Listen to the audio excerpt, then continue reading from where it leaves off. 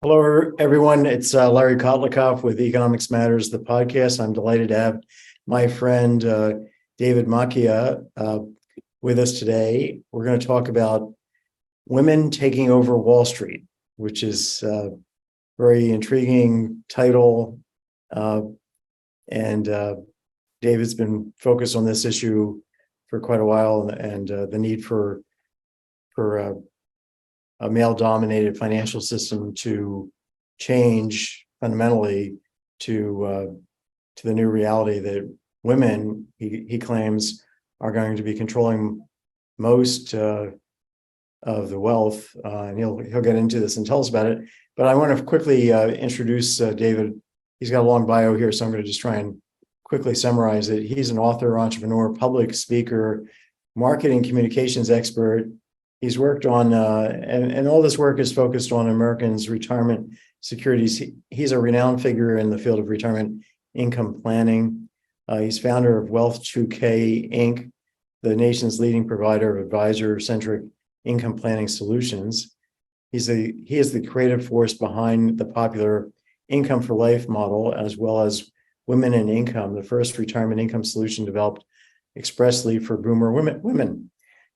David writes frequently about retirement income planning and macroeconomics. His articles have appeared in Advisor's Perspective, Financial Planning, Wealth Management, Research Magazine, Retirement Income Journal, Think Advisor, Financial Advisor Magazine, Insurance Newsnet, and Retirement Investor. He's the author of two books on consumer finance, Lucky Retiree and Constrained Investor, How to Avoid a Devastated Retirement. So, David's had a long career speaking in hundreds of seminars and keynotes, different organizations in the industry. And today we're going to, let me just, before I get to today, I just want to say that David has an MBA with honors from my university, Boston University.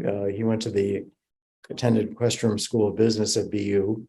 And he holds an RMA and a CBVP professional.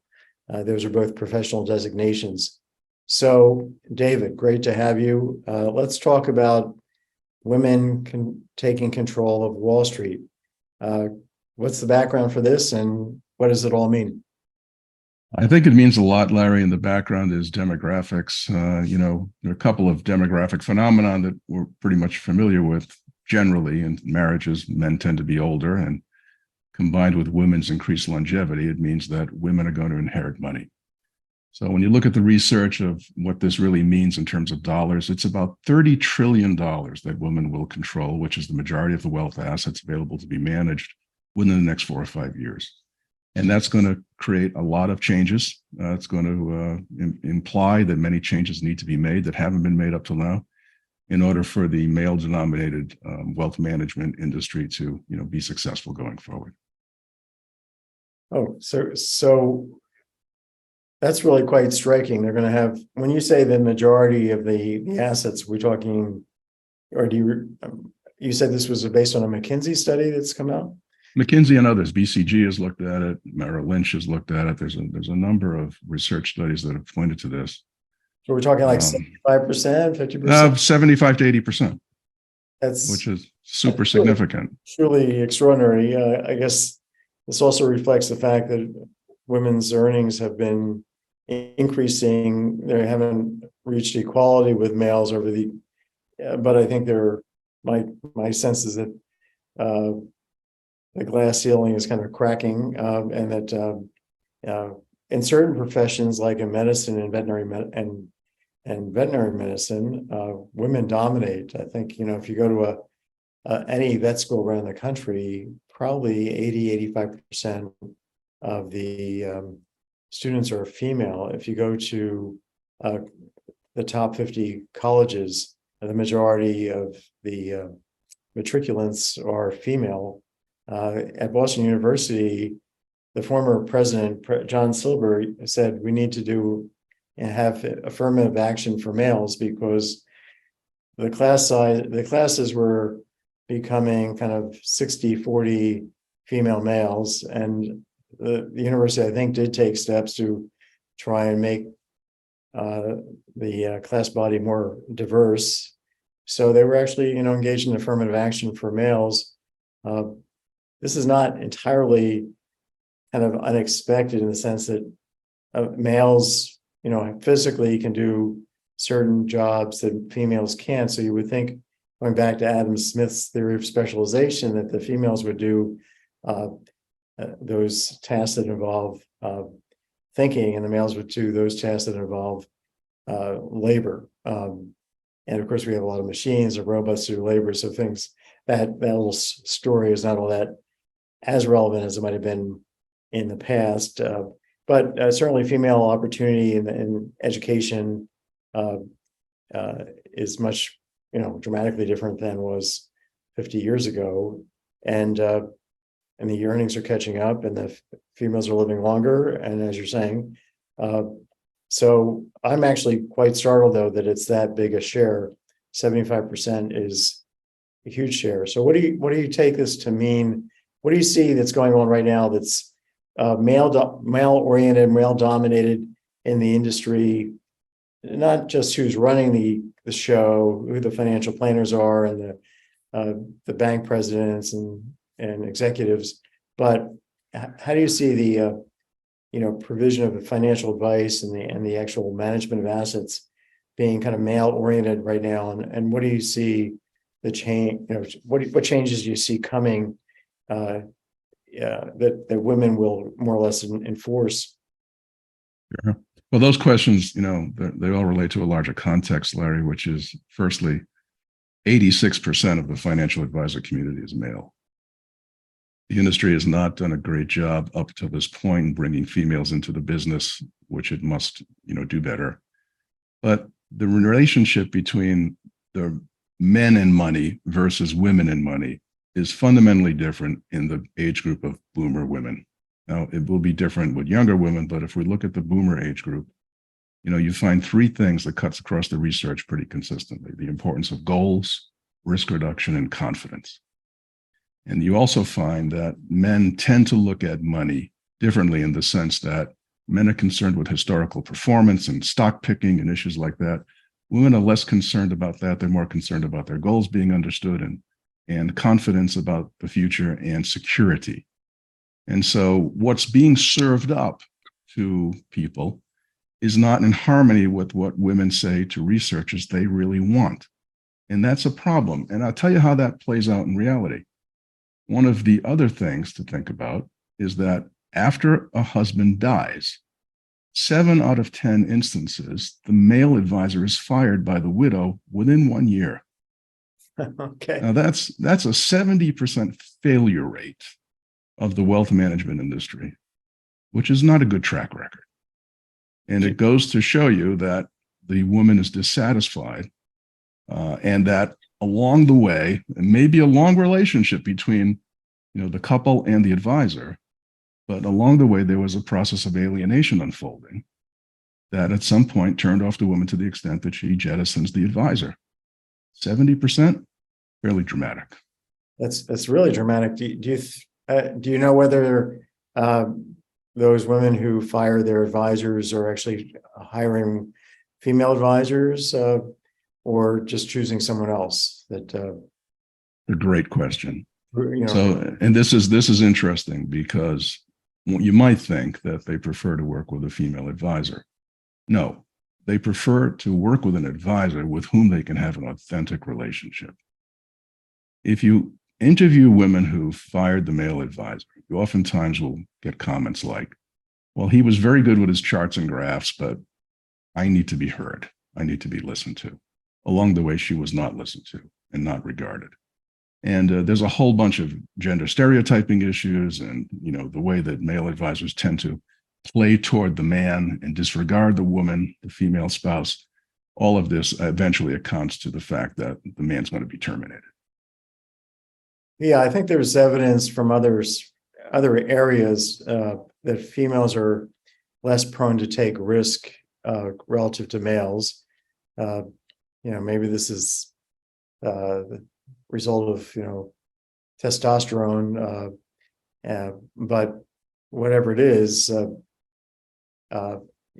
the traditional methodology of financial planning in the industry involves uh, uh, the household taking significant risk of going broke. The traditional methodology says that if you have an 80% chance of not going broke, that's a good thing. Well, that means a 20% chance of going broke.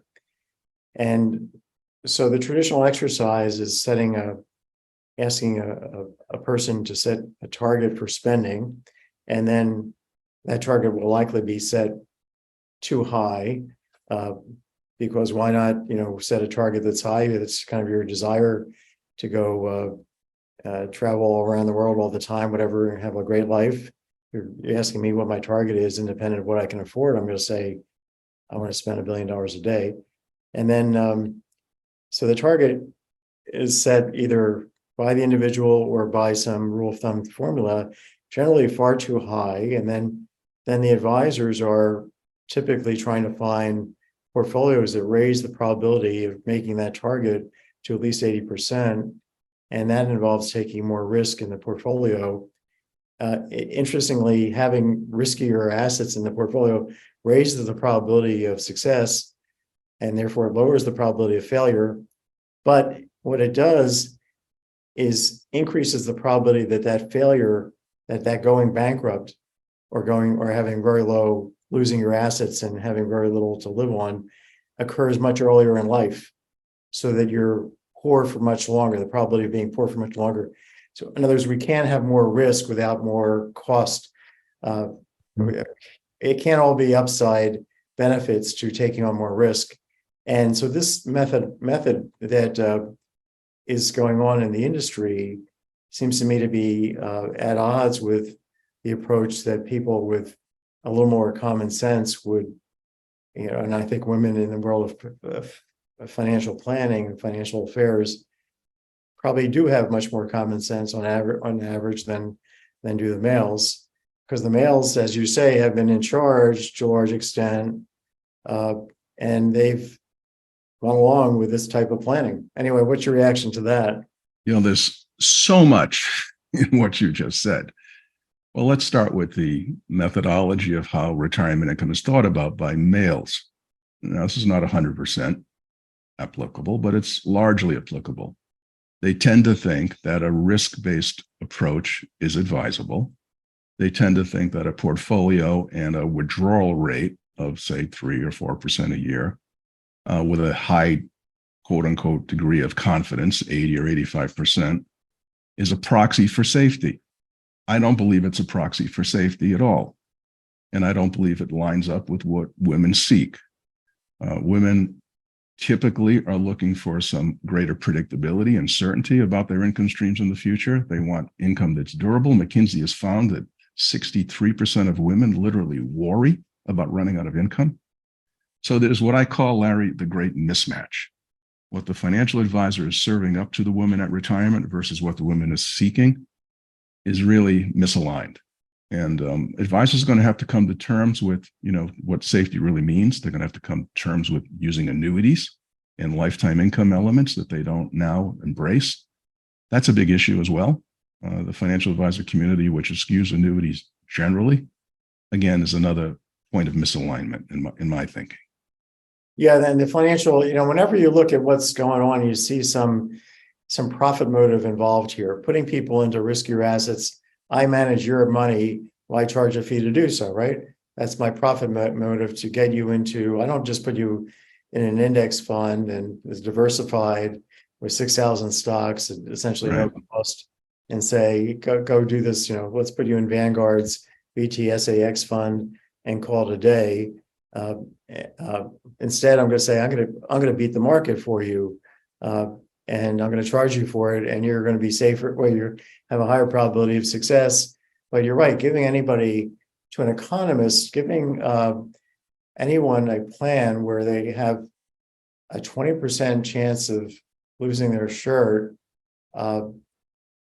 that's just would be considered malfeasance. Well, Larry, and that's why I'm on the warpath against what I view as the misapplication of Monte Carlo simulations.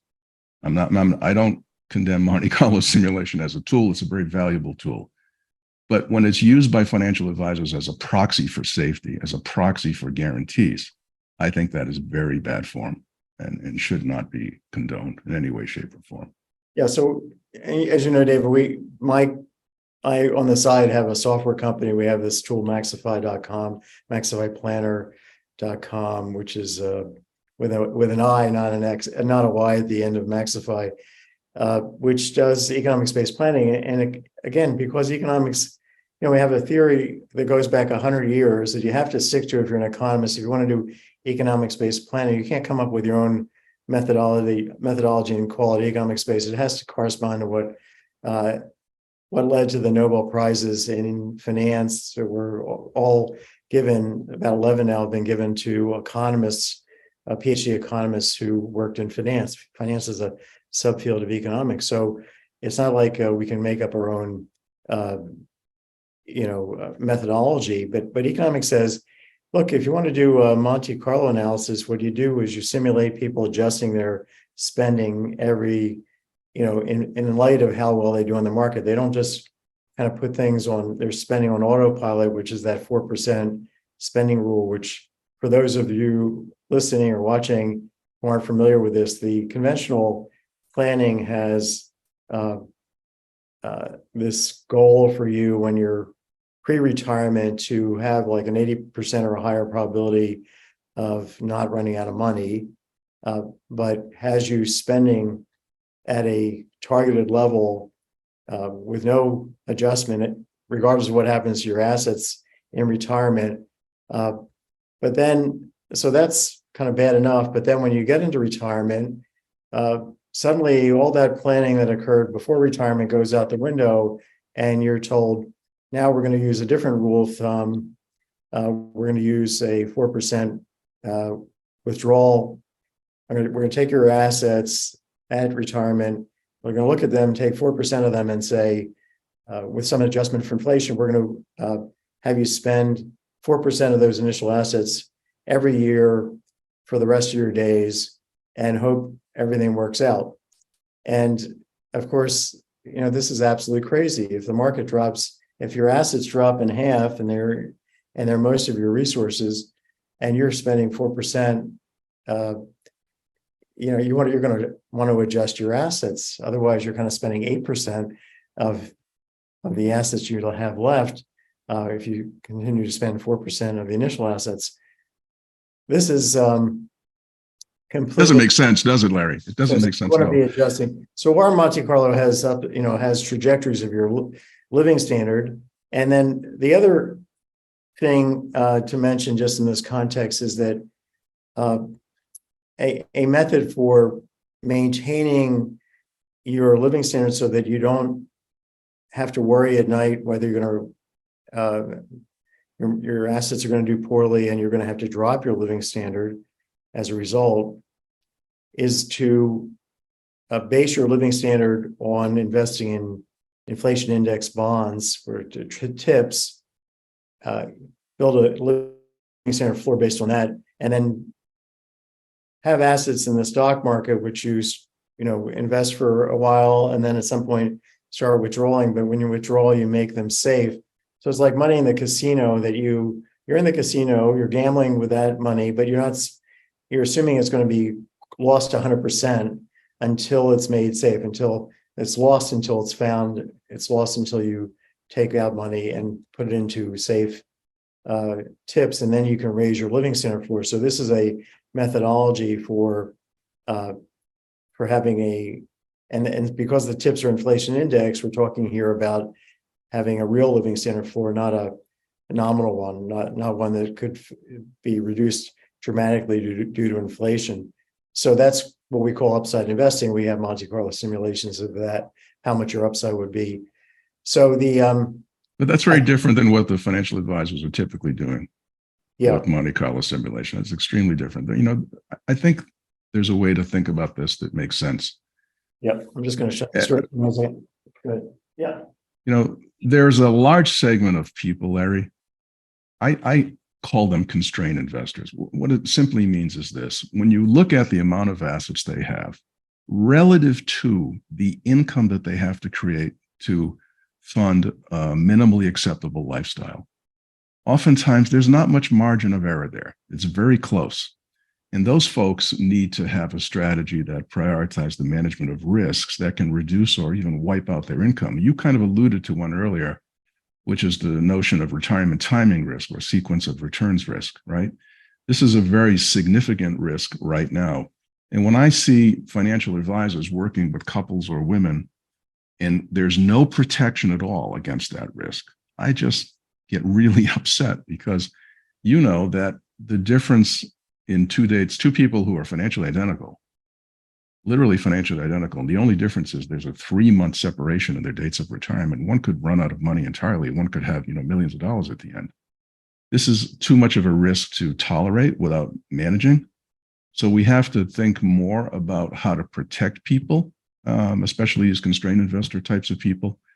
And to do so, I think, is just, it's a catastrophic failing, which, again, too many financial advisors commit routinely. Yeah, I just saw this study. I don't know if you saw it, by Wade Fowle, and I think the author, where he said, he says, well, let's take the conventional methodology and look at how much you can spend such that you have at least an 80% chance of not running out, not losing everything. And he says, well, if I go to this financial institution and I ask them what return assumptions they're using, what mean and variance of the stock market they're using in their Monte Carlo, and also for bonds. If I just think about 50-50 stocks and bonds, I get the data from this company versus this company versus that company. They're all using different assumptions. And right. I had, our software, we use just the entire history of returns as long as we can, because to say, some companies are going to say, well, I'm going to just look at the last 10 years, or somebody else might say, I'm going to look at the last 20 years, or from 1950 on. Well, each of those, so those companies are going to produce dramatically different. If you run the Monte Carlo, the traditional Monte Carlo, how much you can spend and still have an 80% or higher probability of not running and not losing your shirt. It's dramatically different depending on what companies' assumptions are being used.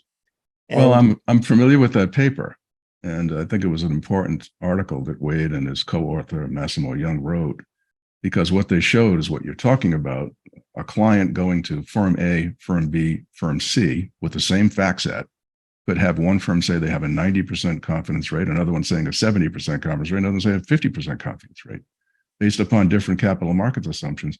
Doesn't really make a lot of sense. Or it's like, to have the same 80% probability of not failing and not running out, what company A would say you can spend this much, company B would say you have to spend this much, which is lower, and company C would have a third number, which is far lower than the first number. So the results are super sensitive. It does connect to this sequence of return risk as well, because the traditional Monte Carlo methodology is kind of maximizing sequence of return risk by not adjusting up or down your spending in light of where your assets have moved in the last year. I looked at his paper, and then I said, well, let's look at the Monte Carlo in our software and see whether it's sensitive to different assumptions like this. Do we have the same sensitivity? And so I said, let's run exactly the household that Wade and his colleague were looking at, 50-50 bonds and stocks. Let's look at the kind of average level and spread of that hypothetical person's living standard, and see whether it differs if we use returns going back to 1926 or returns starting in 1926 versus 1950 versus 1975 versus 2000. And we found that because of this adjustment to the spending, which is happening every year in our simulations, there's not that much sensitivity compared to nothing like what Wade was suggesting in their study. Yeah, right. The other thing is, longevity can't be overlooked, especially when we talk about women who fundamentally have longer longevity than males. In my way of thinking about it, again, going back to this notion of the constrained investor, there has to be some element to be added to Social Security of income that is certain to last for life. And that gets you into the idea of the inclusion of an annuity in an overall strategy for retirement income, which I'm very much an advocate for. But a lot of advisors, again, as I said earlier, they won't even consider this. They view it as heresy almost to have an annuity in an income plan, which is, from my thinking, loony. Well, I think annuities are extremely important if you can. I think one of the reasons the traditional advisor is opposed to annuities is you have to be an insurance agent or involved with an insurance company to sell these annuities, and traditional advisors may not have any connection with insurance companies. So it's like encouraging the client to take their money elsewhere when they want to talk about buying an annuity. Yeah, but here's the thing about that. That's changed. I mean, now there are annuities that are designed for the RIA business model. They have no commission, no surrender charge. There's companies that have sprung up that handle all the work for them. These annuities appear in their portfolio management systems just like any other investment. They can put fees on top of the annuities. There's no reason anymore for an investment advisor to, reflexively reject annuities. So David, so let me just come back to you with the issue of inflation, because we've just seen about 15% going back 2 years ago, and to today, we probably had cumulative inflation about 15% at least, and that means that if you had a nominal annuity, it would lose real value by it has just suffered a 15% permanent decline. That stream of income will buy 15% fewer hot dogs for the rest of your days. Right. That's a real issue. That's a real issue. Now, what I've encouraged people who are thinking about annuities to do is to try and hedge that inflation risk by actually taking out a larger mortgage if they can. I mean, think about taking out a mortgage on your house. Maybe it's paid off. You take out a mortgage. Maybe not. This is not the time since rates are high, but a couple of years ago, when rates were low, I've had people using our software where they run in our software to take out a mortgage and then using the mortgage proceeds to go buy an annuity, inflation index annuity. Now, so if and then they simulate in our software higher inflation, and they see that, well, look, it reduces the real value of the annuity, but it also reduces the real payoff on the mortgage that you have to make.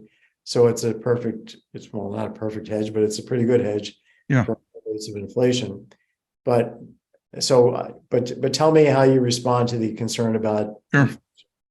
Well, I recognize how important inflation is, and you're right. It's a nominal payout for life, but the annuity doesn't exist in isolation. In a retirement income strategy, that's one element. I think of it like an 8-cylinder engine. It's 1 or 2 cylinders. We still have, 6 or 7 other cylinders, and you wrap, risk assets around that. You have exposure to the markets in order to hopefully, be able to keep pace with inflation on the overall strategy. Or you use some other vehicles that are, indexed to inflation, or you buy low-cost index funds, or you do the thing that you just described with a mortgage. Again, the annuity is important to have a baseline of certain income, but it's not everything. It's one key element, at least in the way I think about it. So you're reminding me that every asset is risky. Even TIPS, inflation index bonds, are risky with respect to the taxes. The nominal part, the nominal return, which includes the inflation protection kicker, is taxed under the federal income tax and also state income taxes. So you can lose a lot of money on TIPS if inflation is too high because of the extra taxes that you're paying on this phantom income. It's not real income. It's just nominal, just adjusting for inflation. so nothing's entirely safe, for sure. And you're making the economic observation that diversification, yes, inflation takes off this particular asset, does poorly, but in other ways, with respect to longevity risk, it's doing, it's protecting you in a way that the other securities are not. So, And I try to remind people of a couple of just basic tenets that I think sometimes are either not recognized, Larry, or forgotten. And the first is very simple. No retiree stops needing income. Whether you're, 78 or 91 or 104, there are still bills that have to be paid.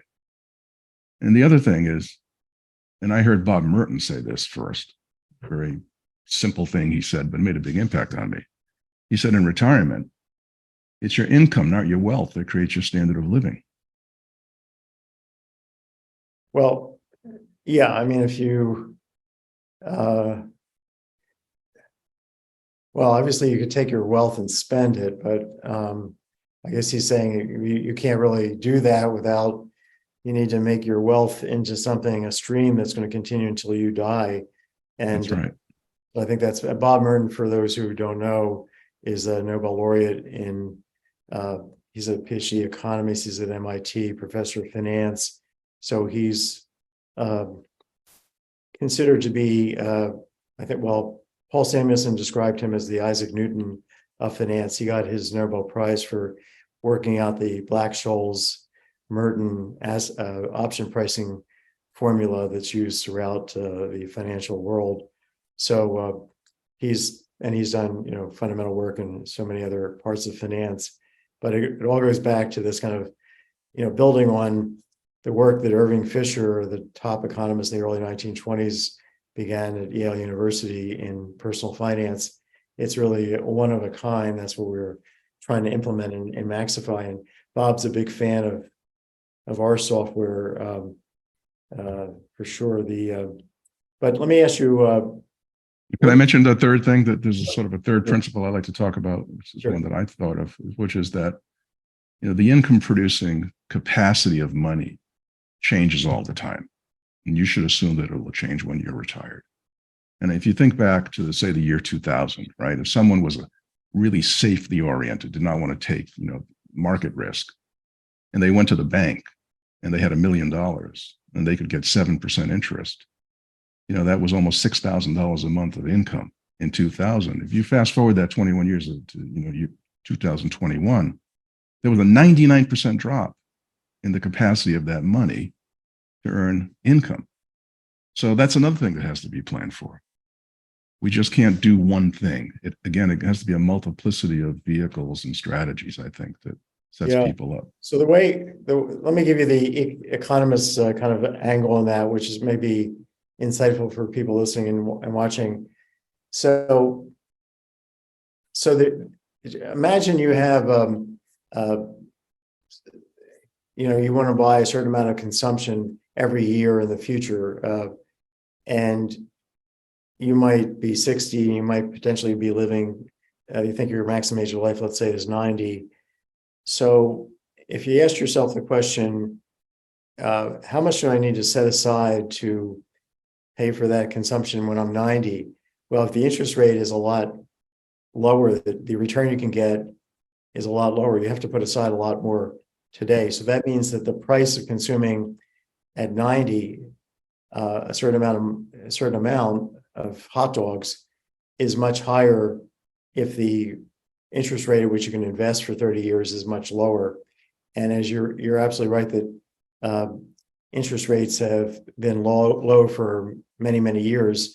Interestingly, today, the interest rate on tips, the 30-year tips rate, is around about 1.5% or so.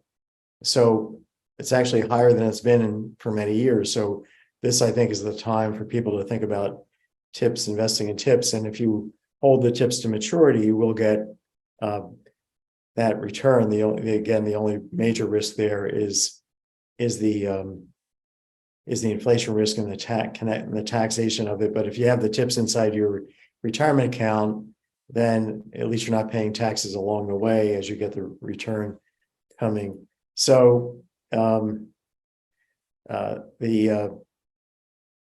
will have to pay, the principal when you withdraw money from the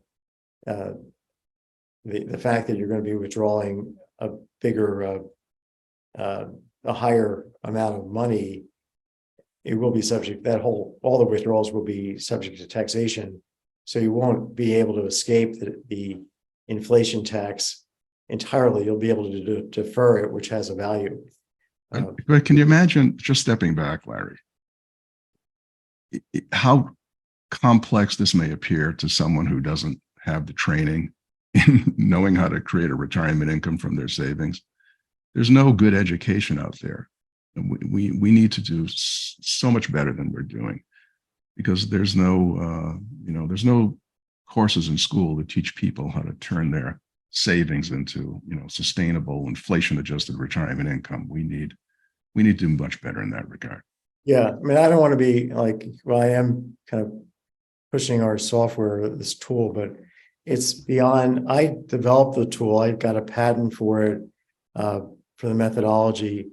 It's so complex what's going on under the hood. It's not, people think about ChatGPT coming up with brilliant things today, but well, this software is able to figure out answers in a half a second, and it's not based on neural networks, but it's based just on exact computations, precise computations that incorporate all the taxes and inflation issues, all these things. But I can't, if you ask me, David, to take a household, or if you ask Bob Merton, because I've done this pretty much the same experiment with Bob, take a household with certain, typical middle class or upper income household, and ask, assume that they're going to get for sure a 1.5% real return on their assets, and they have retirement accounts and Roth accounts, and they've got some Social Security coming in, and they've got maybe a couple kids to put through college, and a mortgage to pay off, and there's a certain inflation rate. What can that household spend such that they can keep on spending it in today's dollars? And Bob Merton, me, any economist, the top economists in the world, the bottom economists in the world, the best, the worst, they will all get it wrong by a mile. There'd be a huge standard deviation on the right answer, and that's even ignoring the investment return risk. So these problems are beyond human capacity, and we can't use these kind of simple rules of thumb, or I call them rules of dumb methodologies that are embedded in the conventional software to get to any kind of an answer. But anyway, let me ask you a couple other questions. What do you think the wealth management industry is going to do to this in response to this transformation of the wealth owners from males to females? How do you see the adjustment occurring? Well, I'll tell you what I see and what I don't see. I see a lot of financial services firms develop PowerPoint presentations and talk to people about these issues at a high level, but I don't see a lot of change unfolding. And I think it's going to be hard to create meaningful change without more women coming into the financial advisory profession. Again, it's roughly 85-15, 86-14 right now, completely male dominated. And I sometimes wonder, if there isn't change happening quickly enough, what's the likely outcome of that? I think there'll be external forces that come into play here to take advantage of this, and it's going to be technology driven. I think there may be technology driven financial advisors that focus on retirement income planning specifically for women. I've written a few articles about this where I sort of, say in 2030, I'm projecting what a conversation is like between a female retiree and a robotic, if you will, financial advisor that she is interacting with. I think unless the male establishment gets his act together, it's at real peril. I really, really feel that because if this great mismatch continues on for a long period of time, there's going to be an inability to serve the market in the way it needs to be served. Yeah, I think yeah, if the market's not being served, competition will lead to it being served. People walk with their feet from, as you said, you're leaving your advisor of many years because you just were never taken seriously, and it's now your call, and you're much more nervous than your male husband might have passed away, or you got divorced from. The yeah, the industry will have to adapt. I'm looking forward to that because I think I've been hoping for that to happen from my company's perspective for a long time. But I think the other thing is that none of us really want to deal with these problems. We'd like to to go play tennis or bowling or whatever it is, bridge. We really don't want to do it yourself. There's although it can be fun to do it yourself because you can figure out ways to safely raise your living standard. If you do it yourself, it can be more of a kind of a hobby. But I think there's a basic, whether it's male or female, a basic fear of the future. And there's some, we talked about annuities, and one reason I think people may not be wanting to buy annuities, apart from maybe their planner is discouraging them, or they're worried about inflation, but they may think that if they really think about living a long time, it's going to jinx them. So there may be some superstition here that if I think about living to 100, that's going to make me die tomorrow. I hope there's not too many people that include that. The industry is pushing on life expectancy, or maybe a few years after. Like economics says, you have to plan your maximum age of life, which for most people is 100. It's not 90, it's 100, and that has to be your planning horizon. And if you want to, adjust for the fact that it's a very small chance you're going to make it to 100, you adjust not by shrinking your planning horizon, thinking that for sure you're going to, that for sure you'll be dead by 90 or 85, but rather by planning to have your living standard decline as you get older. That's where you take the gamble. I don't think I'm going to make it, so therefore I will. If I do make it, I'll spend less. I'm not sure that lines up with what I'm seeing. Now, my wife, her parents are both alive. They're both over 90. And they have bigger needs. And they have bigger needs and more costly needs. Yeah. And the idea that, we're going to spend less when we're 90 or 91 or 92, I think doesn't sync up with the reality of healthcare and what old age is like. I was thinking about discretionary spending, which is the focus of our software. The off-the-top expenses, like nursing home care or home health care, that you enter separately in the program, and that's program says, that's like paying taxes, so you have to pay it, and then it says the rest of your resources you want to figure out how to allocate those through time, spend those through time, so that you have and then that there the discretionary spending can decline because you're not going to be traveling at 90 as much as you are at 70, for example. So but anyway, what are you doing in terms of your own company and your own work that connects to this whole interest of female financial empowerment, female control of assets that's coming, that you say is forthcoming? How does this connect to your own professional life? Sure. Well, one of the things I'm doing is I'm educating. I've developed a seminar that I'm working with a variety of financial advisors who can invite their customers, their prospective customers, male and female customers alike, to educate both genders on this issue. I think there needs to be education for females, certainly, but also for men. I have a module I call, a husband's guide to his wife's retirement, because, most husbands care and love their wives and would like to see them in the best possible position when they retire. And I think there's not a lot of education and sensitivity to what she's thinking about in terms of how she may view her financial priorities differently than the way it's been viewed by the male who's made most of the decisions in the investment complex, if you will.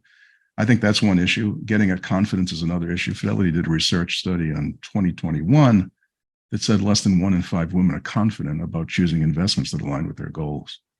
So that's another issue that has to be thought about. And most of this, I think, can be taken care of with education. But, educating people about the risks that they face, how they can mitigate and manage those risks at retirement. I think that's God's work right now, because so many people are approaching retirement are going to need to turn their savings into, sustainable income. It's a massive challenge. Yeah, I think education is useful, but I think these problems are so complicated that you could be the most educated and still screw it up because, it's, well, education also combined with tools. I mean, that's implied that you have to have the right tool set to do it, for sure. And your work has been exemplary in that regard, for sure. Well, thank you. All right, David. So anything else we should add to this, or have we covered the entire bases here? I think we did a pretty good job. I think hopefully listeners and viewers will understand that there is a revolution at work here, where women are going to be taking control of greater and greater share of money, and it's going to have a big impact on everyone, for sure. Well, with that, let me thank you so much, and just remind everybody that this is David Macchia. It's Macchia, and if you want to be in touch with David, what's the best way to do that, David? Oh, anyone could email me, D Macchia, or just David at wealth2k.com. That's WEALTH, the number 2, letter K.com. And wealth2k.com is your website, so people can go and check that out and see. Okay, David, thank you so much. And we'll have you back in the future. Thanks for having me, Larry. I've really enjoyed it.